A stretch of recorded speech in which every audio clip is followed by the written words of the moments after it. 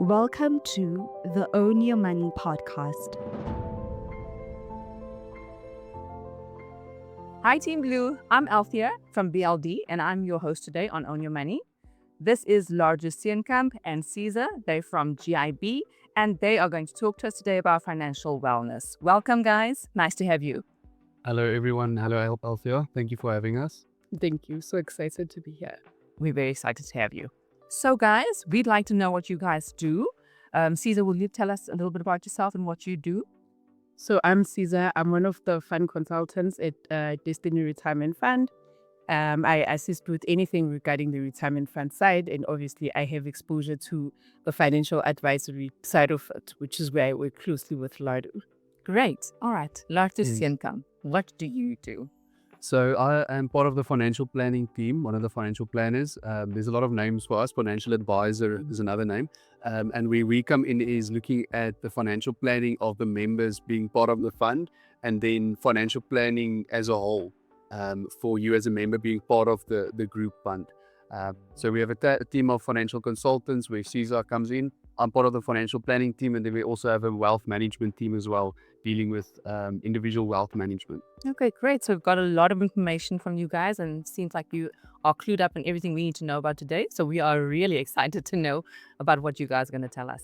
So we all know how difficult it is to save, especially in today's climate where everything has just gotten much more expensive. We all want to save. We all want to have that little bit extra for a rainy day, but we do feel like it's harder to save. Am I right in saying you feel it's harder to save these days? Yes, so that's very true, especially when you look at inflation. So obviously the overall CPI for the country would be, let's say, just below 4%, the CPI inflation. But in terms of everyone's personal life, medical aid, for instance, the inflation for that is above normal CPI. Educational costs, living costs in general, escalate above the average CPI. So that's definitely a reality. But that's where personal planning comes in, and obviously where a lot of times lifestyle changes need to happen, which we'll speak about in more detail going further. All right. Siza, anything to add first? I was just going to say, you also look at the psychological mindset of it. Just that's where you will know how to adjust to the ever-changing climate, the difficulties. That should be your next approach. So mindset is very important. All right. Something we're all familiar with is saving small and starting on a tight budget. I think we've all been in a tight budget once or twice in our lives. So with somebody who says, you know what, I've got nothing left at the end of the month. I genuinely don't have anything to save. What would you say to that person? So it's a good question. We get that question a lot in general. So that's where a budget comes in, and it's so important. The word budget has been used a lot, so I think it lost a bit of power, but a budget comes down to where you are managing and monitoring your income and expenses. So after you've done your proper budget and you categorized what is an essential expense versus a luxury, so it's basically essentials versus non-essentials, the luxuries that you're spending money on. After you did your budget and you categorized those expenses, then you can see where there's space to save. You know, obviously an essential is not where you're going to start saving. The luxury side is usually where there's space to save. But then, like we said, personal sacrifice comes in because it's your choice to buy that coffee or that cappuccino or not, you know, but it is a luxury. So to answer your question, I would say first start with your budget. After categorizing the expenses, then you'll be able to identify where can I actually save. And even if you think there's no space to save, there will be by sacrificing a luxury. And I think that's where it comes to defining your goals and becoming self-aware, because you know that you have a goal to save towards something, and you would be more willing to sacrifice that extra coffee or that extra KFC that you eat during lunch. So true, hey? That is really true, because I think the sacrifice gets us all the time. We don't want to sacrifice a cup of coffee, but like you say, if you've got a goal in mind and you're like, I'd rather sacrifice the coffee and have that trip at the end of the month. So there's something to look forward to. Exactly. Doesn't feel like you just save. Yes, exactly. Yes. Nice. And just to add on that, we always advise you to save in the beginning of the month, right? Because we always say we're going to save what is left, but then there's nothing left, you know? So make it automated where it goes off as a debit order, and you know it's part of your budget. You will be saving. What a good idea. Instead of saving whatever's left. Okay. Sounds great. One thing I wanted to ask you about is bank fees. So we all have a little bit of a bank fee on our cards, but we don't actually know how much that affects us. So, would you advise someone to have a look at that? What would you advise around that? Yes, I would definitely say you have to make sure that you are paying. I would say obviously the paying for a bank account that's suitable for your needs, right? And then I would say that's one of those underlying costs that we a lot of times miss, and there's big opportunity to actually save from those type of subscriptions or monthly fees that go off. So bank fees are definitely one of them, definitely. But then also another example would be like a gym subscription. You're not going to the gym, but you're paying an expensive amount every month. So rather save that money, and then you can prioritize it towards debt or something else. But definitely there's a few of those hidden costs that we miss. But again, that's where your budget comes in. If you do your budget, you will be able to monitor every rand and cent that goes out of your bank account. And it's things like subscriptions as well. You find that you subscribe to, let's talk about TV. We have Netflix, you have Prime, you have Apple TV, and you're only watching one of them. Yeah. So maybe you might want to adjust there. Maybe you can say this month, there's this clearing on Netflix. I'm just going to subscribe to Netflix only. Next month, is there something new on Prime instead of paying for everything all at once? Because those are the little things that count at the end of the day. I've got all of them. Watch you 2 of them. Okay, so that's my piece of advice. I'll take that, put it in my pocket. Thanks. Can we quickly talk about emergency funds? I've heard it, and I'm going to be honest, I don't have an emergency fund, so this is personally for me as well. What happens when you wake up one day and the geysers burst? Insurance says they're not paying for it. You now need to make a small loan, or you need to go to mommy and daddy and say, do you have a couple thousand for me? If you're lucky. If you're lucky. Yeah. If you don't have mommy and daddy, you have to go to the bank. You need to make some kind of a small loan. And we're paying a lot of interest on those little loans. Yes. What are we supposed to be doing? How do we save for a emergency fund? Where do we start? Yeah, so an emergency fund is actually the first point of protection for all of us, and it's so often overlooked. So basically, an emergency fund is where you save money that are specifically saved for emergencies, right? Unforeseen events that happen. And you're not focused on growing the money at an excellent growth rate or anything. It's not about the growth. It's really just about putting money away for emergencies, but it must be immediately accessible. So putting it in a 32-day notice account is not going to work, because if it's a real emergency, get it. waiting a month, then it's not really an emergency, So as you used the example of your geyser that burst, you need to fix it, or another example is your vehicle, car troubles, car tires that if you need new tires or something like that, you need to buy them now because you need to get to work tomorrow. It's a real emergency. So to answer your question, that would be in your bank account, in a savings account that's immediately accessible. Don't worry about the growth. And then the long-term goal would be to have 3 to 6 months expenses saved up or salaries saved up. But that would be long-term. Before you get to that goal, a shorter or small emergency fund of 5 or 10,000 rand would be the first priority. And that then basically your own bank, you don't go to your credit card or any other creditors to actually borrow money for the emergency. Just to add on to that as well, you need to be able to define what an emergency is. Not everything is an emergency, and not everything is an emergency for you. Yes. So you shouldn't be suddenly emergency. Yes. Maybe it is sometimes. But you can have, we all have family members. You can have someone who has an emergency and now you make it your problem. Now you're digging into your own emergency fund and now you find yourself then being back at that position. Yeah. Nothing you shouldn't help out. Yes, but you also should have priority. Yes. That's Okay, a big great. point. Yeah. What is the is emergency fund really for? Is it for a family member asking for money, or is it really for an emergency in your life? Yeah.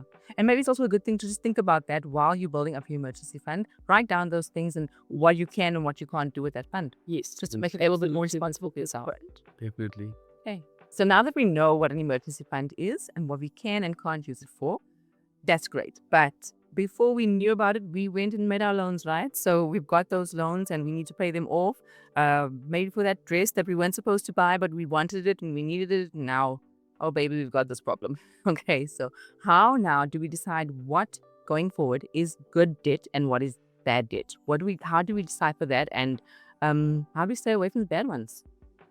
Yes, so we categorize debt in your portfolio in 2 types. So like you said, good and bad debt, or we like to call it hurtful versus helpful debt, you know. Okay. So a helpful debt would be something that you're actually gaining a benefit from going into that loan. For instance, vehicle finance. You're financing a vehicle, but this vehicle is bringing you to blue label and back to home, you know. So we all need transport. It's an essential. So either it's public or private transport. So that would be helpful debt, or buying a property through a home loan, through a mortgage bond. That's also seen as an asset. The value of the asset or the property is actually growing over time with the property market. But then again, the main idea is we all need a primary residence. So that's why it's helpful debt, because we all need a place to stay, you know. Versus hurtful debt, that's basically, again, showing what's an essential expense versus a luxury. So hurtful debt would be where the luxuries come in, like clothing accounts, credit cards, things like that, where we're basically spending money we don't have and going into debt to keep up with a lifestyle we can't afford. Okay, unnecessary things. Yes, definitely. You usually can see it with like vehicle finance or a home loan. That's essentials. We need transport, we need place to stay, primary residence. Versus clothing accounts, credit cards, that's usually for more of the luxuries, not really essentials. Obviously, we need clothing, but we don't need the boutique dress. One every week. Correct. The new shirt, the new shoe, the latest trends. We don't need all of those things. So basically, we're going. I like how you put it though. Hurtful and then helpful, because I've never actually heard that before. So it's hurtful and it's helpful, and that's how we can then decide whether we should or shouldn't do this. Okay, great. That's where, if I can make a comment as well, we can say that maybe a clothing store is bad debt in the long run, but if I just started working and I need clothes to be able to get back to get to work, then that could be seen as helpful in the beginning. But you should be very careful not to jump over. Not to jump over to that side where it's now you don't need it. Yeah. Now you have enough clothes. You have the one clothing store, now you go to the next one, the next one. Avoid that. Yeah. So it's how you should also look at it. Okay. Very good point. Yeah. Just picking up from the clothing store that you were talking about. So we know that that's an essential when you're starting off and you need to look presentable. Like you said, you want to look your best going into a new job, or you want to look your best going into the job market. So that seems essential. But then I think we make a mistake when we think to ourselves, well, you know what? I'm actually almost done with this credit card. I've got some money in there. Let me take some of that and then hop from this store to this store and just get me a little bit more or a little extra, or let me get that thing that I actually wanted. I'm rewarding myself now before I even gotten to a point where I actually should be rewarded. You know what I mean? Because it might be almost paid up, but it's not really yet paid up. Our mindsets need to be changed from that. How do we do that? How do we go from this wanting mindset to what I need and how I'm going to pay for it? Yes, that's a very good question. So I think that's where we all need to understand how wealth is actually created, you know, because what we see a lot is we see high income earners living from month to month, starting on zero every month again, plus they're in debt. And again, helpful and hurtful debt, but we're focusing on the hurtful debt, you know. So that's where financial habits and again, personal lifestyle comes in. So if you, we call it lifestyle creep. If you increase your expenses every time your salary or income increases, then you'll never actually get a surplus going, right? To actually accumulate wealth. Because again, you're starting on zero every month. So that's a very good point. We see that a lot. And unfortunately, debt is so advertised across the world, and especially in South Africa as well. It's so easily accessible to get your hands on debt, you know. But just know that's money that you still need to go and earn in the future to pay back. So it's not, it's just because it's easy to get doesn't mean it's going to be easy to actually pay back. Yeah, and it's not a reward. Like what you said, you're rewarding yourself, but in the end, it's not actually a reward. It ends up being hurtful to you. Yeah, and what we've seen also is that because of habit, people pay off maybe their credit cards or their store cards, and once they're done, they take on new one because it's a habit for them to be paying back. So that's where you also it becomes something that you're used to doing. So we just carry on doing it. Yeah. Definitely. Yeah, definitely there's a habit that needs to be changed and broken, you know. Because like we said, we see that a lot. It's not about how much the person is earning. They can have a high income, but it's their lifestyle causing them to still be in debt and not accumulating anything. The only way you actually create wealth is by accumulating something. And that asset can be different types of assets, an investment, a property or whatever, or a business, but you have to accumulate something. You have to keep. So we also say it's not about how much you earn, it's about how much you keep. Okay. So I would say that's what people need to realize Yes. to change that habit. Yes. Okay. Not about how much you earn, how much you keep. Great. So now I'm at a place where I am ready to pay off my debt. I want to do it. My mindset is right. And I'm thinking I want to now start keeping instead of spending everything that I earn. Yes. Where do I now start with all these little debts I've accumulated, or the big debts that I've accumulated, and I want to start paying them, or I want to start getting rid of them? How do I start if I have like just the least? If I have a little bit of money that I know I can now put into some place, or if I even feel that I don't have enough money to put somewhere, Yes. where do I start? So you'll have to basically approach it with a strategy, you know. So there's two strategies that we would advise you to settle your debt in your portfolio. Again, obviously something like helpful debt, that's usually more long-term, like a mortgage bond. That's something you're going to be paying for a while, you know. But that also comes into play in the strategy. But again, it's more, the focus is usually more on the hurtful debt side. But so there's basically two strategies. So the one is where it's called the snowball method. That's where you obviously have different loan accounts that you're paying back. We all need to pay the minimum Yes. at least, right? So you pay the minimum on all of them.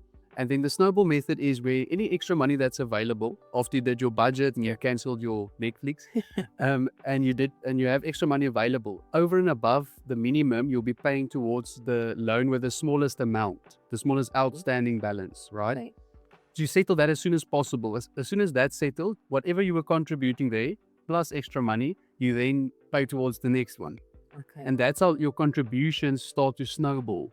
So Because the extra money is not for a new dress. Yes. Is Yeah. it to add to the next debt? Yes. Okay. Exactly, yeah. And that's how it snowballs and you pick up momentum. And then the other method is the avalanche method, where you focus on the debt with the highest interest rate, the most expensive debt. Okay. So that one is mathematically better because you're paying the most expensive debt first, right? But practically, we've seen the snowball be preferred because you get that sense of accomplishment Yes. sooner, Yes. and then your confidence and the momentum Grows. snowballs. Okay. But the other one is the avalanche, where you say, okay, let's say my credit card, I'm paying the most interest for this one. It's the most expensive debt in my portfolio. I'm going to pay any extra money towards that one and then go to the next. But the main point would just be to have a strategy in place, you know, and not just blindly saving. And also through this, you will then obviously have a goal set in mind. So firstly is setting this, then go to the next one. So you actually have a road Ahead of you. to your goal. Okay. Yes. All right. So we're not going to do the you will be today, you the one I No. next month you'll be the one I think. No, I think you last us do it. Pay the minimum but still pay the others. Which bank is going to find me first? Yes. Yeah. FNB today, no, no, we have to pay. Okay, thank you so much for that advice. I'll use it. So nobody really needs to teach us how to take out a loan. We all just know how to do that. We go and we say we want this much and can you help me, can't you help me? And we're excited when they say yes, but we don't look at the fine print. What should we know about interest rates, about our loan, about our payment terms? What are the questions we should be asking before we actually click on that yes button? No, that's a good point. Like you said, I think we all just want to get approved by the bank, so we don't really worry about the interest rate or the terms we're going to pay, or the terms that we're signing for. So yeah, the interest rate is very important. Obviously, that's the cost of the loan, right? That's the money that you're paying to actually acquire the loan. So there's like a flex rate, which is flexible, versus a fixed rate where the interest rate is fixed. So a flexible rate is a lot of the times preferred because obviously if interest rates drop, you benefit from that downside. Yes. Obviously if it increases, then it's negative, the upside. But again, that's where your budget comes in. If you can afford it barely, then a flexible would be dangerous, you know, because what if they increase, you can't afford it. So then a fixed might be better. So it's all dependent on your situation, but make sure you know if it's fixed versus variable, the interest rate, and then compare it with different offerings, you know. So if you save, even if you save 2% per annum on the interest rate, that's money in your pocket. Yes. That's automatic growth that you're getting, you know. So make sure you understand that. And then again, the hurtful debt would be higher interest, shorter term loans usually, Yeah. that you should avoid. And then obviously the longer term loans, like a home loan, would be lower interest, more prime rate. But it's obviously helpful debt. So yeah, so again, the interest rate, make sure you understand, is it flexible versus fixed? And then make sure you shop around to make sure that you're getting the best interest rate in the market, basically. Yeah. I know we all get caught up in it. Let's say I bank with a certain bank, whatever they offer me is what I'll take instead of looking around to see if the other banks can offer better. Yeah. Okay. And your existing portfolio as well, while you're settling debt, make sure you know the current interest rate that you pay. So that's something that obviously the banks have banking apps. So that's something you can see on the banking app when you go into the loan account, or you can ask the bank to give you that information. But through that, you'll be able to then categorize, or not categorize, but say which one should I prioritize. Yes. If you're doing the avalanche method, for instance, this one, my credit card with this bank has the highest interest rate. I'm setting this one first before I go to my personal loan with this bank. Okay. Yes. Yeah, that's quite important. I don't think we think about that at all. We just dive into, well, I've got it, let me spend it. Yes. And we also don't look at the term of the loan. Yes. You get surprised after a couple of years, yeah, but I'm still still paying paying for this. this. Yes. So yeah. So the fine print is really, really important. We need to be looking at that before we actually say, thank you. I'm just going to take this and run now. Definitely. Okay. So we have asked our TeamBlu family to share their questions with us so that you guys can answer them and help us out. And I have a few of those questions here with us. So we'll just go through a few and then get your insight on that. All right. First question. Any tips for saving as a single income household? I like that question. So obviously, single income household, meaning there's only one parent earning an income, and then obviously there's a family, so I mean there's children involved. So yeah, that's where again financial planning comes in. If the one income is enough, right, to sustain your lifestyle, then there's nothing wrong with that. But make sure that you're not having high debt levels and using debt to actually pay your monthly expenses. So that one income must be able to cover living costs plus saving plus investing. And then something important for the person that's not working, they must still put away money for retirement. So that's something to think about, you know. Obviously, yes, we all have a relationship with a spouse, you know, with your partner, but we always advise you to keep your financial planning. Obviously, there is combined financial planning in terms of estate planning, what happens if you pass away, but your retirement planning is completely separate. So for the person not earning an income, must also make sure they have their retirement planning in place. Yeah. And I think one other thing is also to make sure that we are all aligned in terms of goals. Because you can have the person who's working, they're making all the plans, but the person who's not working, they don't know about the plans. So they keep asking for things that are outside of the budget. Yeah. So we need to be aligned. A lot, I think, yeah. Yeah. We need to have a family goal. Yes. And everyone should know it. Everyone should know it. Shouldn't be a secret. Yes. All right. Next question. Can you look at my specific situation and tell me what to do? Can you guys do that? Yes. That's so we want to encourage all the members to actually meet with us, and so we are here on a regular basis for one-on-one sessions. Obviously, we do the group presentations as well. But yes, please schedule a one-on-one session with us. That's where someone like myself comes in, where we look at your personal portfolio in detail. That's what we do every day. That's our bread and butter, you know, is financial planning for you as an individual. So please schedule a meeting and then we can help you with that. Yeah, because the blanket approach might not work for everyone. So it's to be adjusted.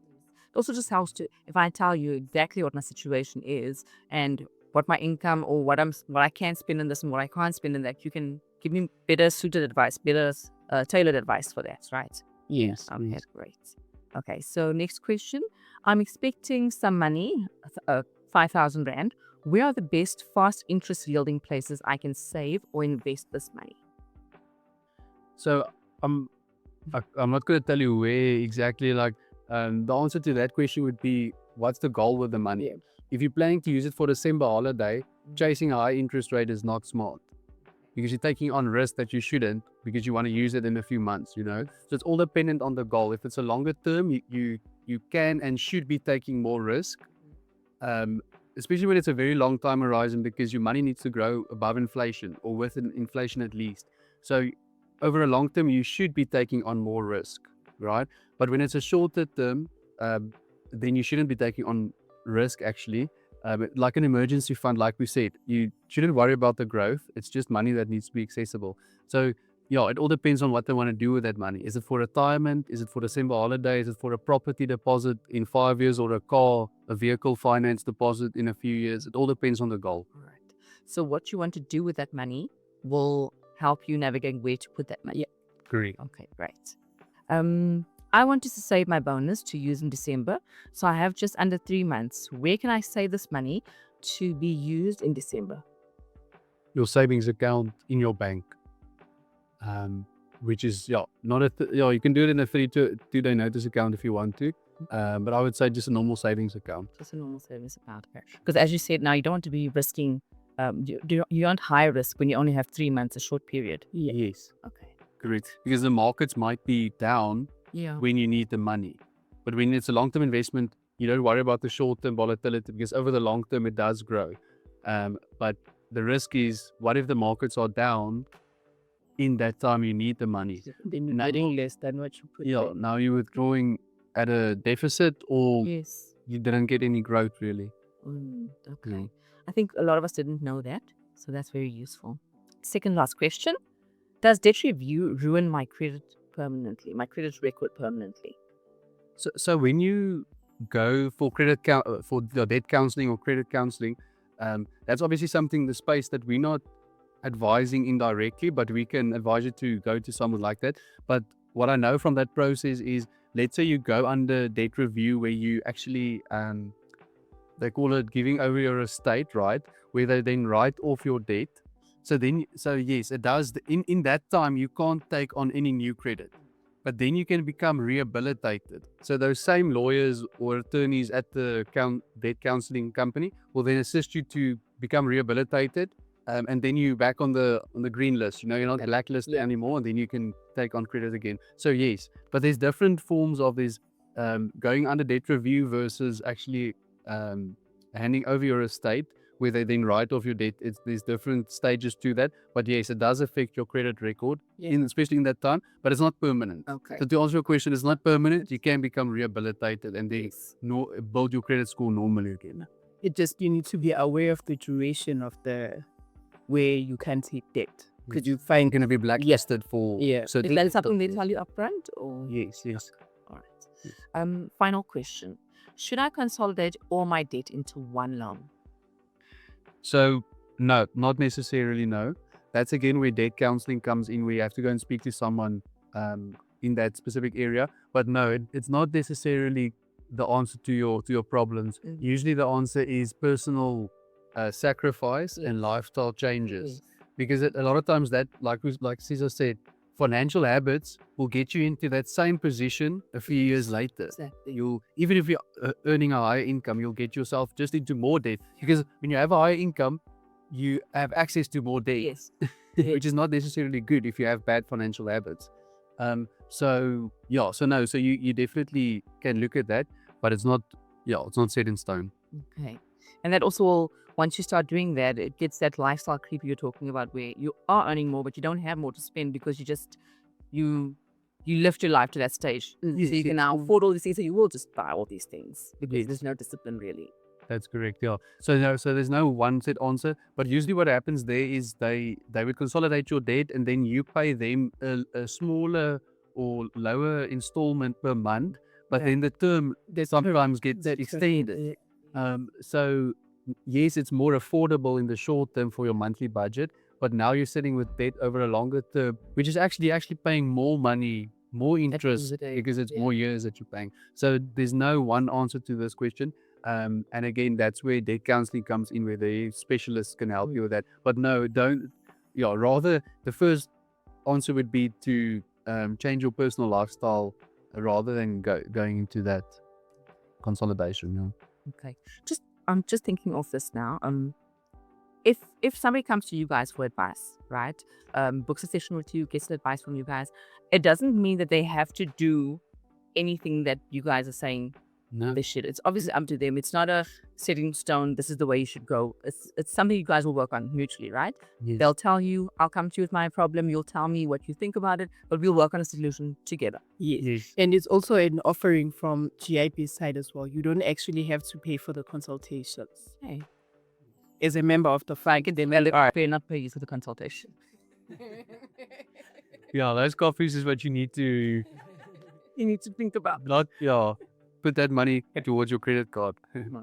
Yes, they can definitely. We want to encourage members to set up meetings with us, and we follow the six steps of financial planning, where we first establish your needs and your goals, looking at your personal situation, building that relationship, and then we come back and say, listen, our advice would be this, and then you sit with a choice, you sit with an option. Okay, this has been very insightful. Thank you so much.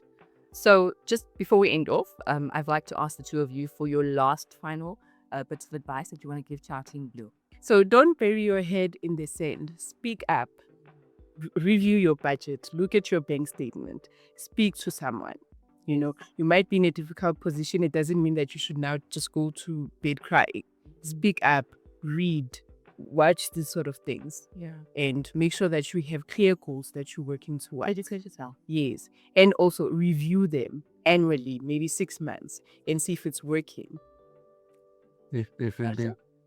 I would say it's a lot to the same point where we want to encourage you to take the first step. Don't be scared of actually facing these financial planning situations in your life. We all need to look at our financial planning, and like Siza said, it's not something to be afraid of. Usually when we look at it at first, we always frightened, you get scared. But that's not the place where you need to stop. There's actually, by taking small steps, you can actually reach your goal. That's what we do every day. We see that where we see people actually settling their debt. Yes. And it's an amazing feeling for that person to actually reach that goal of being debt free, to get all that weight off your shoulders. It's amazing. So we do see that. We work with that every day. So we want to encourage you to take the first step and face your financial planning, and you will be able to reach your goals if you have the discipline. Okay, great. Thank you so much for your time. It's been so insightful. It's been really amazing hearing all the advice and even answering my questions that I had as well coming in here. So I'd really like to thank you guys for coming in and spending this time with us. And thank you for having us. We really Thanks, Althea. Well, TeamBlu, we've come to the end of our session today, and we would like to thank you for joining us. Thank you so much, Lardo. Thank you so much, Siza. We've really had an insightful time, and I hope that you guys have also enjoyed yourself with us. I hope you've learned something about owning your money and that you will own your money. You will be receiving an email, and you can then book a session with the guys and speak about your money. Don't forget, don't be afraid. Speak about your money, look at those income statements, look at your banking app, and make the decisions that you need to make about your money. Thank you so much for your time today, guys.